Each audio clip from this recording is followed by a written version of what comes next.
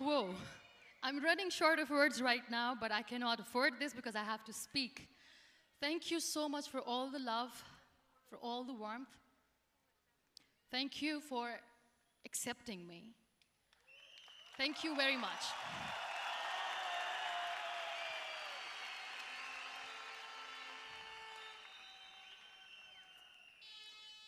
Well, I always start my talk with a disclaimer. And that disclaimer is that I've never claimed to be a motivational speaker. Yes, I do speak, but I feel more like a storyteller because wherever I go, I share a story with everyone. Well, it is a story of a woman whose perfectly imperfect life made her who and what she is today. It's the story of a woman who, in pursuit of her dreams and aspirations, made other people realize that if you think that your life is hard and you're giving up on that because you think your life is unfair, think again. Because when you think that way, you are being unfair to your own self. It's the story of a woman who made people realize that sometimes problems are not too big. We are too small because we cannot handle them.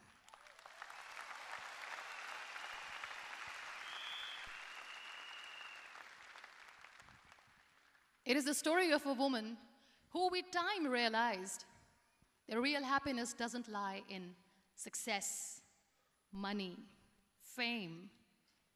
It lies within. Real happiness lies in gratitude. So I am here, and I'm going to share the story of that woman. That is my story.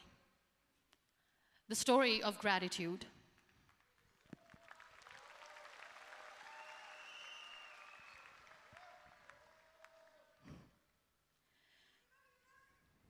I love you too. I love you all.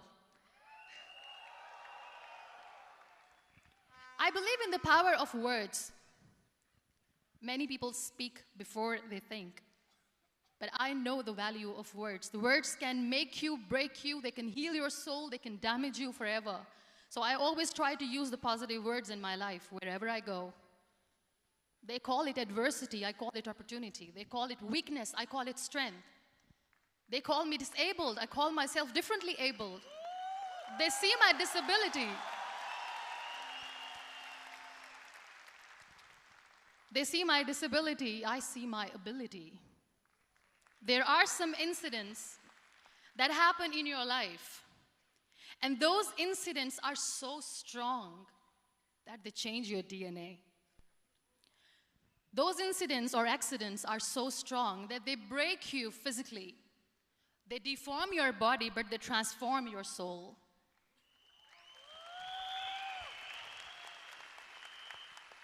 Those incidents break you, deform you, but they mold you into the best version of you. And the same thing happened to me. And I'm going to share what exactly happened to me. I was 18 years old when I got married. And this thing I'm sharing for the very first time on an international level. I was 18 years old when I got married. I belonged to a very conservative family, a Baloch family, where good daughters never say no to their parents. My father wanted me to get married. And all I said was, if that makes you happy, I'll say yes. And of course, it was never a happy marriage. Just about after 2 years of getting married, about 9 years ago, I met a car accident. Somehow my husband fell asleep and the car fell in the ditch. He managed to jump out, saved himself. I'm happy for him. But I stayed inside the car and I sustained a lot of injuries. The list is a bit long. Don't get scared. I'm perfectly fine now. Radius ulna of my right arm were fractured. The wrist was fractured. Shoulder bone and collarbone were fractured. My whole rib cage got fractured. And because of the rib cage injury, lungs and liver were badly injured. I couldn't breathe. I lost urinary bowel control. That's why I have to wear the bag wherever I go. But that injury that changed me and my life completely as a person and my perception towards living my life was the spine injury. 3 vertebrae of my backbone were completely crushed, and I got paralyzed for the rest of my life. So this accident took place in a far-flung area in the outskirts of a very small province, Balochistan, where there was no first aid, no hospital, no ambulance. I was in the middle of nowhere in that toppled car. Many people came to rescue. They gave me CPR. They dragged me out of the car. And while they were dragging me out, I got the complete transection of my spinal cord. And now there was this debate going on. Should we keep it here? She's going to die. Where should we go? There is no ambulance. There was this 4-wheeler Jeep standing in the corner of the street. They said, put her in the back of the Jeep and take her to the hospital, which is 3 hours away from this place. And I still remember that bumpy ride. I was all broken. They threw me at the back of the Jeep and they rushed me to the hospital. That is where I realized that my half body was fractured and half was paralyzed. I finally ended up in a hospital where I stayed for 2.5 months. I underwent multiple surgeries. Doctors have put a lot of titanium in my arm. There's a lot of titanium at my back to fix my back. That's why people in Pakistan call me the Iron Lady of Pakistan.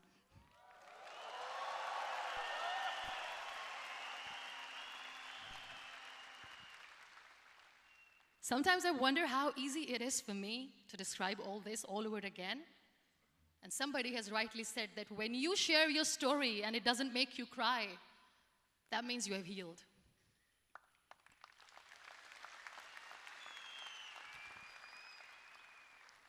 Those 2.5 months in the hospital were dreadful. I will not make up stories just to inspire you. I was at the verge of despair. One day, doctor came to me and he said, well, I heard that you wanted to be an artist, but you ended up being a housewife. I have a bad news for you. You won't be able to paint again because your wrist and your arm are so deformed, you won't be able to hold a pen again. And I stayed quiet.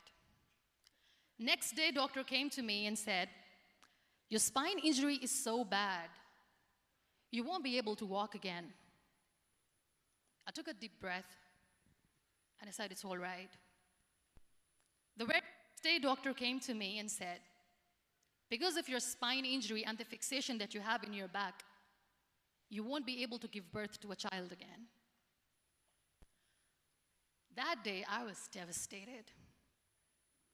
I still remember, I asked my mother, why me? And that is where I started to question my existence. Why am I even alive? What's the point of living? I cannot walk, I cannot paint, fine. I cannot be a mother. And we have this thing in our heads, being women, that we are incomplete without having children. I am going to be an incomplete woman for the rest of my life. What's the point? People are scared. They think I will get divorced. What is going to happen to me? Why me? Why am I alive? We all try to chase this tunnel. We all do this because we see light in the end of the tunnel, which keeps us going. My dear friends, in my situation, there was a tunnel that I had to roll on, but there was no light. And that is where I realized that the words have the power to heal the soul. My mother said to me, this too shall pass. God has a greater plan for you.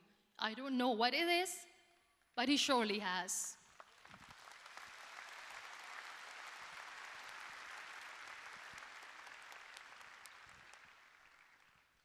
And in all that distress and grief, somehow or the other, those words were so magical that they kept me going. I was trying to put that smile on my face all the time, was hiding. It was so hard to hide the pain, which was there. But all I knew was that if I will give up, my mother and my brothers will give up too. I cannot see them crying with me. So what kept me going was, one day I asked my brothers, I know I have a deformed hand, but I'm tired of looking at these white walls in the hospital and wearing these white scrubs. I'm getting tired of this. I want to add more colors to my life. I want to do something. Bring me some colors. Bring me some small canvas. I want to paint. So the very first painting I made was on my deathbed, where I painted for the very first time. It was not just an art piece or just my passion. It was my therapy. What an amazing therapy it was. Without uttering a single word, I could paint my heart out. I could share my story. People used to come and say, what lovely painting, so much color. Nobody could see the grief in it. Only I could. So that's how I spent 2.5 months in my hospital, crying, never complaining or whining, but painting. And then I was discharged, and I went back home. And I went back home, and I realized that I have developed a lot of pressure ulcers on my back and on my hip bone. I was unable to sit. There were a lot of infections in my body, a lot of allergies. So doctors wanted me to lie down on the bed straight for not 6 months, for not 1 year, for 2 years. I was bedridden, confined in that one room, looking outside the window, listening to the birds chirping, and thinking maybe there will be a time when we'll be going out with the family and enjoying the nature. That was the time where I realized how lucky people are, but they don't realize. That is the time where I realized that the day I'm going to sit, I'm going to share this pain with everyone to make them realize how blessed they are, and they don't even consider them lucky. There are always turning points in your life. There was a rebirth day that I celebrated. After 2 years and 2.5 months, when I was able to sit on a wheelchair, that was the day when I had the rebirth. I was a completely different person. I still remember the day I sat on the wheelchair for the first time, knowing that I'm never going to leave this, knowing that I won't be able to walk for the rest of my life. I saw myself in the mirror, and I talked to myself. And I still remember what I said. I cannot wait for a miracle to come and make me walk. I cannot sit in the corner of the room crying, cribbing, and begging for mercy because nobody has time.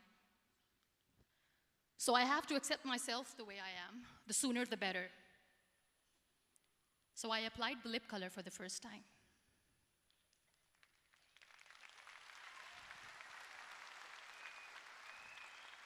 And I erased it. And I cried. And I said, what am I doing? A person on a wheelchair should not do this. What will people say? Clean it up. I put it again. This time I put it for myself, because I wanted to feel perfect from within.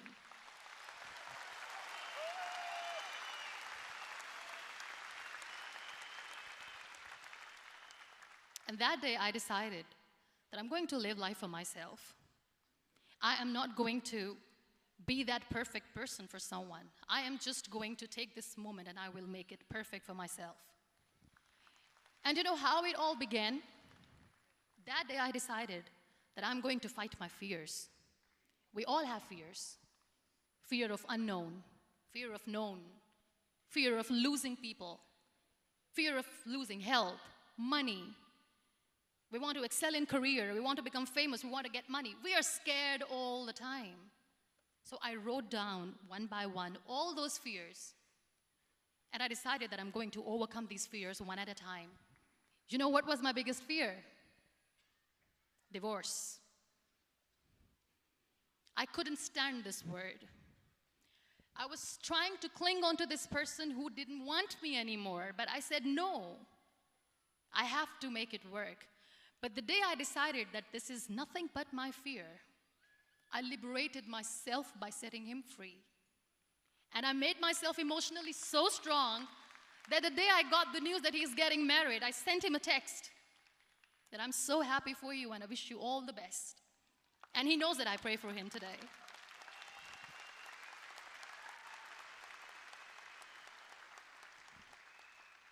My biggest fear, number 2, was I won't be able to be a mother again. And that was quite devastating for me. But then I realized there are so many children in the world, all they want is acceptance. So there is no point of crying, just go and adopt one. And that's what I did.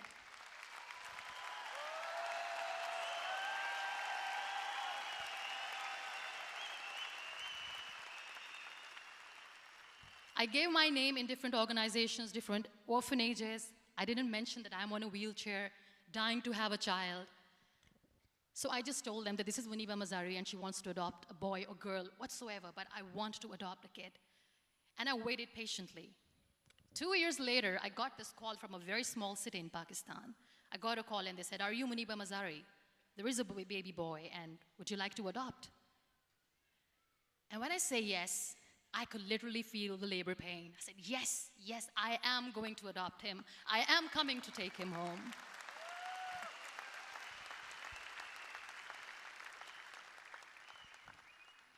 And when I reached there, the man was sitting and he was looking at me from head to toe. And in back of my head, I kept thinking that, oh my God, he's going to say she's on the wheelchair, she doesn't deserve it. How is she going to take care of him? And I looked at him and I said, do not judge me because I'm on the wheelchair. But you know what he said? He said, I know you will be the best mother of this child.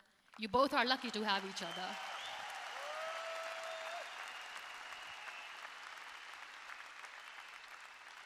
And that day, Niall was 2 days old, and today he's 6.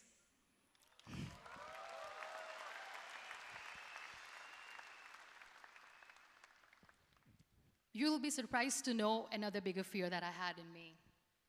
It was facing people. I used to hide myself from people. When I was on bed for 2 years, I used to keep the door closed. I used to pretend that I'm not going to meet anyone, tell them that I'm sleeping. You know why? Because I couldn't stand that sympathy that they had for me. They used to treat me like a patient. When I used to smile, they used to look at me and say that, "You're smiling, are you okay?" I was tired of this question being asked, "Are you sick?" Well, a lady yesterday at the airport asked me, "Are you sick?" And I said, well, besides the spinal cord injury, I'm fine, I guess.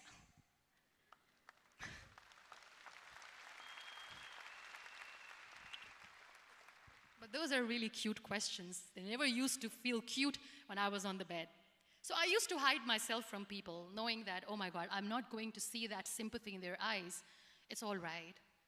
And today I'm here speaking to all these amazing people because I have overcome the fear.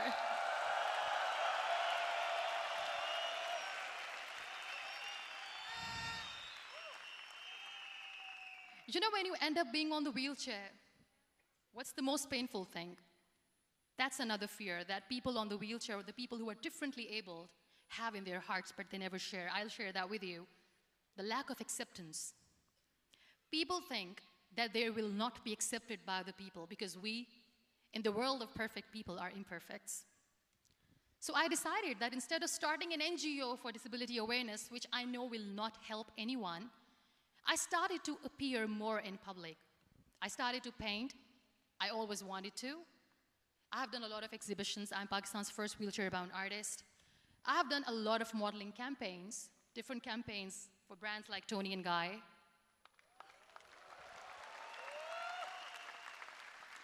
I have done some really funny, breaking the barriers kind of modeling. There was this one by the name Clown Town where I became a clown because I know that clowns have hearts too. And then I also decided that if I really want to make the difference, I am not going to let people use me for their polio campaigns where they will make you a victim and an emblem of misery and mercy and will say that, you know what, give polio drops to your children or they'll become like this girl. I decided that I'm going to join the national TV of Pakistan as an anchor person. And I've been doing a lot of shows for the last 3 years.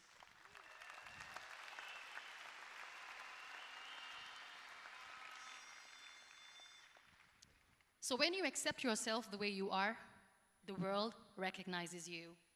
It all starts from within. Thank you. I became the National Goodwill Ambassador for UN Women Pakistan, and now I speak for the rights of women, children. We talk about inclusion, diversity, gender equality, which is a must. I was featured in BBC 100 Women for 2015. I'm one of the Forbes 30 under 30 for 2016. And it all didn't happen alone. You all are thriving in your careers. You have bigger dreams and aspirations in life. Always remember one thing. On the road to success, there is always we, not me. Do not think that you alone can achieve things. No. There is always another person who is standing behind you, maybe not coming on the forefront, but behind you, praying for you and supporting you. Never lose that person. Never.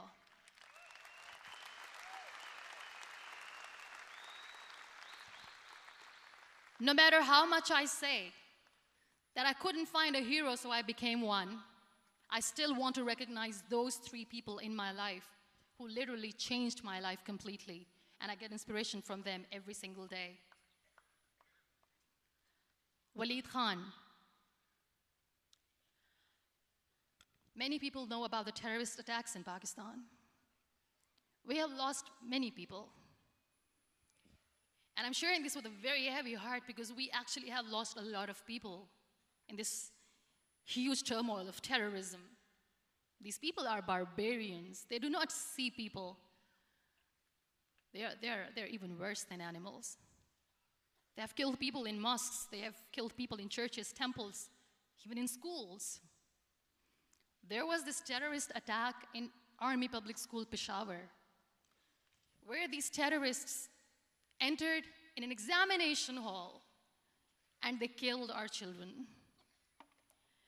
And in that attack, that day, this beautiful boy, Waleed Khan, who was my hero, my real life hero, was the proctor who was taking care of the students, was keeping an eye on the students. Those barbarians shot him 3 times in the face, 5 times on his body, and he fell down. I was asked to give a talk in the school after a week of that terrorist attack. With a very heavy heart, I went there and I spoke. We sang a few national songs. I thought that maybe I've done my part, but deep inside, it was killing me. I could see children injured. I could see children sitting on the wheelchairs looking at me wondering, what next? What was our fault? Just because we were here to give examination, we have been shot. So many people, so many children lost their friends. Their classrooms were empty. The next day they went to the classroom. So this kid, Waleed Khan, I was asked that he is in a hospital right now, and you have to go and see him and motivate him and tell him that it's going to be okay. And when I saw Waleed Khan coming on the wheelchair for the first time in front of me, face was all deformed. His leg was fractured, his arm was fractured. He couldn't talk, he lost his teeth. He cannot sneeze, he cannot smell. He cannot eat. And I kept thinking, what should I say? That everything is going to be all right? No, nothing is all right. And while I was juggling with the words, what to say, what not to say, this beautiful child, Waleed Khan, came to me and he said, "Are you Muniba Mazari?" I said, "Yes." He said, "Baji, let's take a selfie."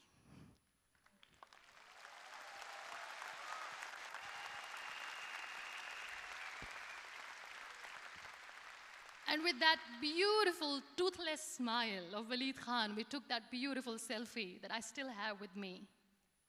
I don't share that here because he was in a very bad shape that time. And that is where I realized that when I was thinking too much about his deformities, he's happy with himself. He doesn't even care. Because today he goes in the same school, and when somebody asks him that what happened to your face, why so many scars, you know what he says? "These scars are my medals and I wear them with pride."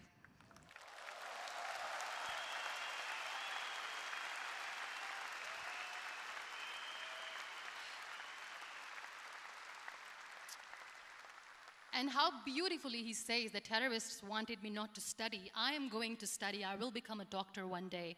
And this is my way of taking revenge from those terrorists. Another real-life hero, of course, my son. His name is Nile, N-I-L-E, River Nile. I learned so much from this kid. The first and foremost thing is patience. How to be patient when you know that your mother cannot walk, when you know that your mother is different from the other women, when you know that your mother cannot go out and play with you, how to stay calm. He loves football. And when we got the very first football, he was 4 years old. He was super excited. I still remember he came in the room and he said, "Mom, let's play football." And he kept the ball in my feet. And he said, "Let's kick it." And that day I felt disabled. I said, "I cannot kick the ball." And I was down with the same face. He looked at me and he said, "Well, that's all right. Your legs are not working, but your hands do. Let's play catch the ball."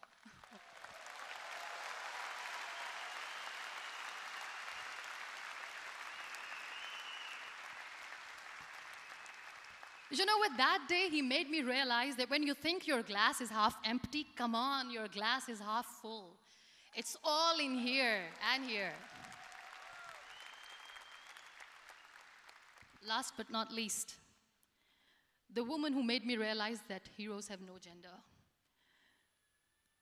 The woman who believed in me even when I was completely at the verge of despair, where everybody left, she was there. And every time I looked at her, without saying anything, she used to look at me and said, "This too shall pass. God has a bigger plan. And one day you will say that, 'Oh my God, that is why God has chosen me.'" She never cried in front of me.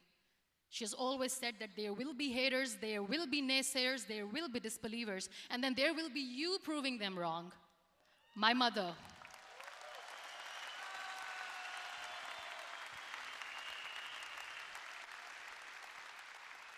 Whatever I am today, I'm nothing without her. I'm nothing without her. Thank you, Mama. I wish you were here. Thank you for making me who I am today.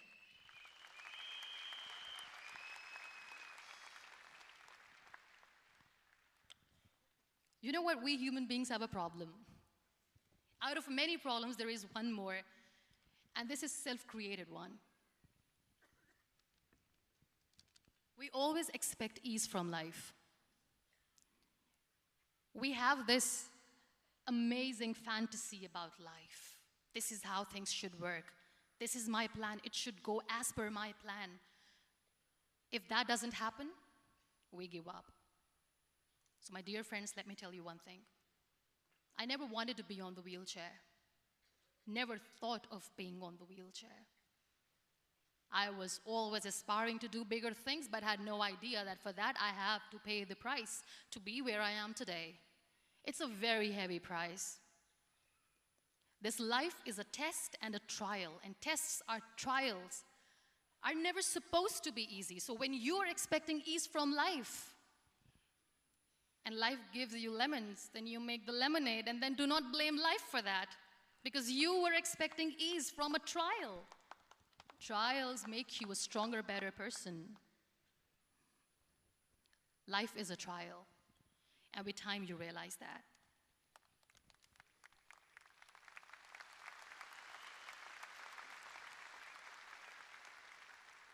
It is okay to be scared. It is okay to cry. Everything is okay, but giving up should not be an option.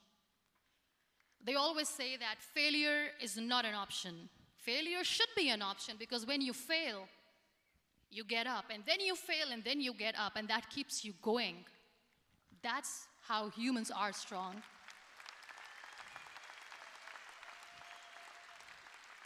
Failure is an option, should be an option, but giving up is not. Never. We have this thing in minds. We call it perfection. We want everything perfect. We want ourselves to be perfect. There is this image in our head about everything. Perfect life, perfect relationships, perfect career, perfect amount of money that we need to earn no matter what. Nothing is perfect in this world. We all are perfectly imperfect, and that is perfectly all right. That's all right. We were sent here not to become the perfect people. Those people who tell you how to look perfect, even those people are imperfect. Trying to fight this fear of looking imperfect. I used to be perfect. I still remember. I got this compliment years ago when I used to walk. Oh my God, look at you. You're fair, you're tall, you're perfect. Look at me now. You're still perfect. Only the perfect eyes can see that. Only the perfect eyes will see that. Only the perfect eyes will see that. So yes,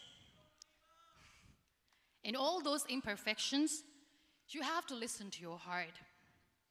You don't have to look good for people. You don't have to be perfect just because other people want you to be perfect. If your soul is perfect from within, that's all right. This is all what you want. This is all what you need to be. Our society has made very weird kind of norms to look perfect and great. For men, it's different. For women, it's different. We think too much about what people say. We listen to ourselves too little. You know what makes you perfect? When you make someone smile. You know what makes you perfect? When you try to do something good for the people around you. You know what makes you perfect? When you feel someone's pain. And how beautiful pain is that it connects you with people. No other medium can connect you with others but pain. That's why I always say that I'm in pain, and that's a blessing in disguise for me. Today, just because I'm in pain and I'm on the wheelchair, I work for children. Being the head of CSR for a company, we conduct medical camps in far-flung areas of Pakistan where so many kids die because they don't have medical facilities.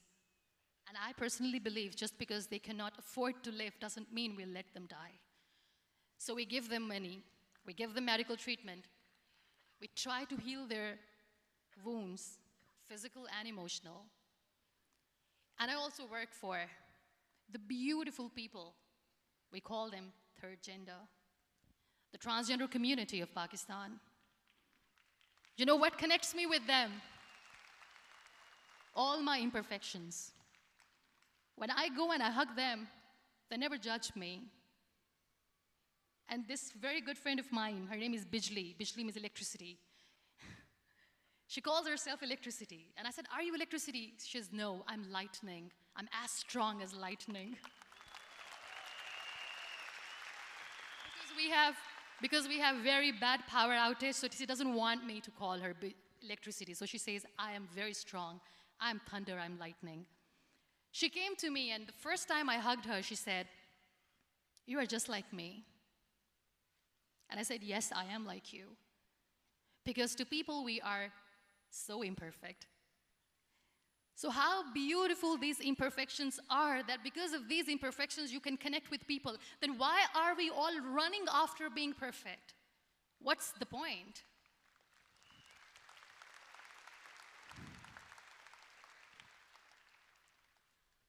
Every time I go in public, I always smile. It's always a big toothy smile on my face, and people ask me, don't you get tired of smiling all the time?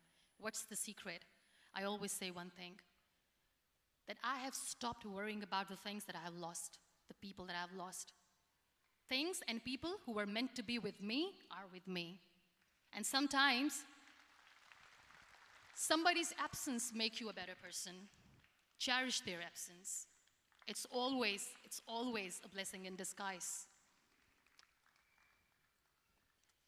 I always say that people are so lucky they don't even realize. You must be thinking, okay, you're lucky in what sense? Well, the breath that you just took was a blessing.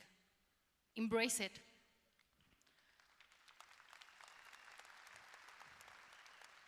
There are so many people in the world who are dreaming to live a life that you are living right now. You have no idea. Embrace each and every breath that you are taking. Celebrate your life. Live it. Don't die before your death. We all die.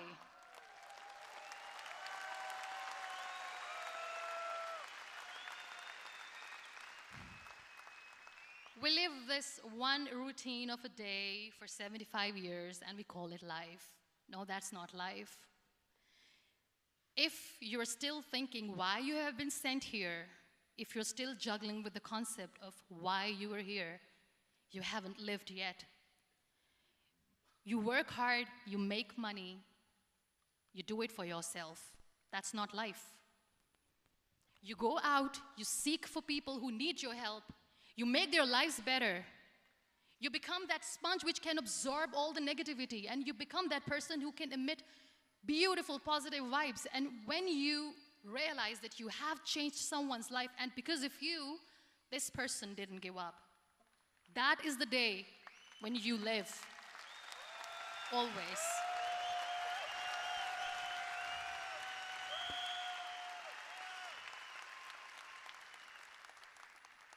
We were talking about gratitude, why I smile all the time. I cry all night when nobody sees me, because I'm a human and I have to keep the balance. And I smile all day because I know that if I will smile, I can make people smile. That keeps me going.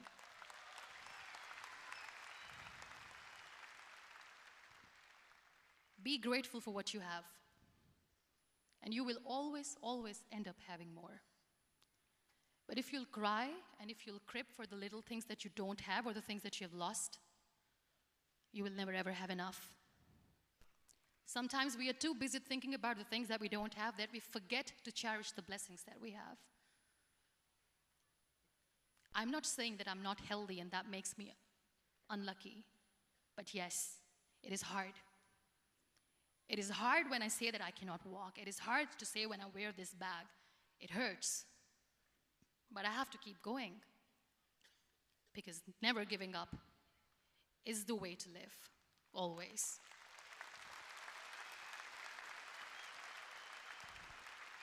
So I'll end my talk on a very short note. Live your life fully. Accept yourself the way you are. Be kind to yourself. Be kind to yourself. I'll repeat, be kind to yourself, and only then you can be kind to others. Love yourself and spread that love. Life will be hard. There will be turmoils. There will be trials, but that will only make you stronger. Never give up. The real happiness doesn't lie in money or success or fame. I have this all. I never wanted this. Real happiness lies in gratitude. So be grateful, be alive, and live every moment. Thank you so much, everyone. Thank you. We Malaysia. Muniba Mazari.